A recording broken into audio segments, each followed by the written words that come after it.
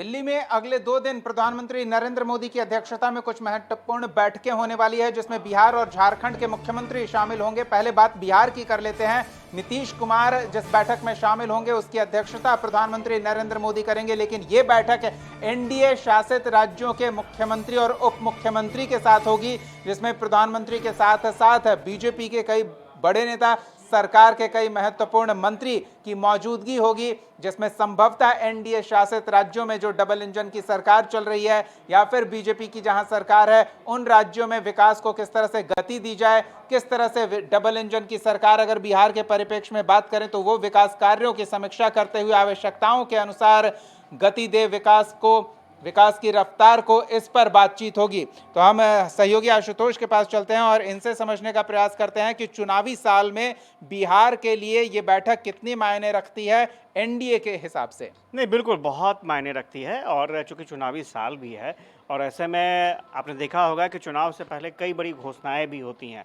ये परंपरा रही है, जब ओपोजिशन की तरफ से घोषणाएं हो रही हैं तो भाई डबल इंजन की सरकार है, घोषणा तो बड़ी बड़ी हो ही सकती है और बिहार में ऑलरेडी काम बहुत सारे चल रहे हैं।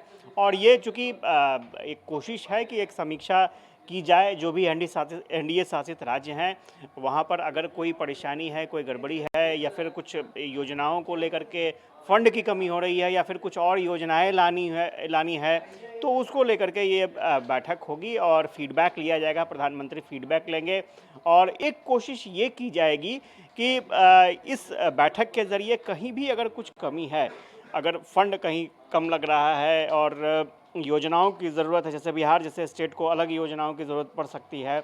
बिहार बाढ़ से जूझता है, ये एक परेशानी है। उद्योग की बात करें, वो एक यहाँ पर चुनौतीपूर्ण हालात हैं। तो ये तमाम चीज़ें हैं, ऐसी चीज़ें हैं जो वो प्लेटफॉर्म है जहाँ पर आप रख सकते हैं। और चूँकि आमतौर पर आप देखेंगे कि जब भी केंद्र से डिमांड की बात होती है तो मेल होता है, चिट्ठी होती है, मंत्री मिलते हैं, बहुत सारे प्रोविज़न होते हैं, प्रावधान होते हैं, लेकिन यहाँ डायरेक्ट प्रधानमंत्री आपको बुला रहे हैं। आप अपनी समस्याओं को डायरेक्ट पीएम के साथ रखिए और तत्काल अगर उन्हें लगेगा कि नहीं हाँ ये काम हो सकता है तो तत्काल उस पर काम भी शुरू हो जाएगा। तो बहुत सारे ऐसे प्रोजेक्ट हैं बिहार में जिस पर काम शुरू करने की ज़रूरत है। चुनाव से पहले अगर उस पर काम शुरू हो जाते हैं तो ये एक प्लस पॉइंट हो जाएगा और बिहार के लिए, खासतौर से एनडीए के लिए। तो एनडीए के लहजे से अगर करें बिहार के परिप्रेक्ष्य में तो ये काफ़ी अहम मीटिंग मानी जा सकती है। अब तक जो जानकारी मिल रही थी कि प्रधानमंत्री बिहार दौरे पर आएंगे तो करीब 50,000 करोड़ की योजनाएं उसकी घोषणा कर सकते हैं, लेकिन अब नीतीश कुमार होंगे, वित्त मंत्री होंगे, सम्राट चौधरी, विजय सिन्हा, सबके साथ बैठक होगी, बातचीत होगी, तो संभवतः यह आंकड़ा और बढ़ सकता है चुनाव को अगर ध्यान में रखें तो, क्योंकि नीतीश कुमार बातें रखेंगे। बिल्कुल बिल्कुल बिल्कुल। एक तो 50,000 करोड़ का एकदम सीधा खाका खींचा गया है। प्रधानमंत्री आएंगे और बिहार को सौगात देकर जाएंगे। बहुत सारी चीज़ों का उद्घाटन भी होना है और शिलान्यास भी होना है।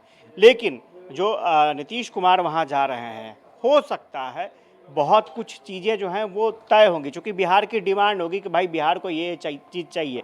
लेकिन मुझे नहीं लगता है कि उस मीटिंग में तत्काल फैसला हो जाएगा, क्योंकि अभी चुनाव होने हैं ना, चुनाव प्रचार होंगे, घोषणाएं होंगी, पीएम खुद आएंगे, कई बार वो करेंगे। तो अभी तो फिलहाल यहाँ के लिए स्टॉक लगभग 50,000 करोड़ के आसपास का तो वो सफिशियंट है। लेकिन इसके बाद भी सभाएं होनी है, इसके बाद भी कार्यक्रमों की घोषणा होनी है। और सबसे बड़ी बात यह है कि आप जब मैनिफेस्टो जारी करते हैं अपना, तो स्वाभाविक है घोषणा पत्र के लिए भी तो कुछ होना चाहिए ना। तो मुझे लगता है कि ये जो बैठक होगी ये बिहार के लिए बहुत अच्छी बैठक। और मुझे याद है कि संजय झा जब बता रहे थे डबल इंजन सरकार के फ़ायदे, और वो ये भी बता रहे थे कि 25 के बाद जो काम होना है, यानी अगर एनडीए सरकार की बात करें तो केंद्र में अब सरकार एनडीए की है, अब यहाँ से डेवलपमेंट का दौर शुरू होगा। और संजय झा ने जो कहा था वो चीज़ें अब ज़मीन पर दिख रही हैं। और 25 के बाद जब एनडीए की सरकार फिर से बनेगी तो फिर क्या क्या होना है, तो भविष्य की चीज़ें हैं और बिहार किस तरह के बदलाव के दौर से गुजरेगा, तो वो प्रारूप हो सकता है, रूपरेखा इस बैठक में तय हो। यानी कि भविष्य के सपने क्या दिखाए जाएं पब्लिक को, यह तय कर लिया जाएगा इस बैठक में संभवतः। और चुनावी अभियान के दौरान एक एक कर जनता के सामने उन्हें लाया जाएगा या फिर कुछ बड़ी तैयारी इस बैठक के बाद देखने को मिलेगी।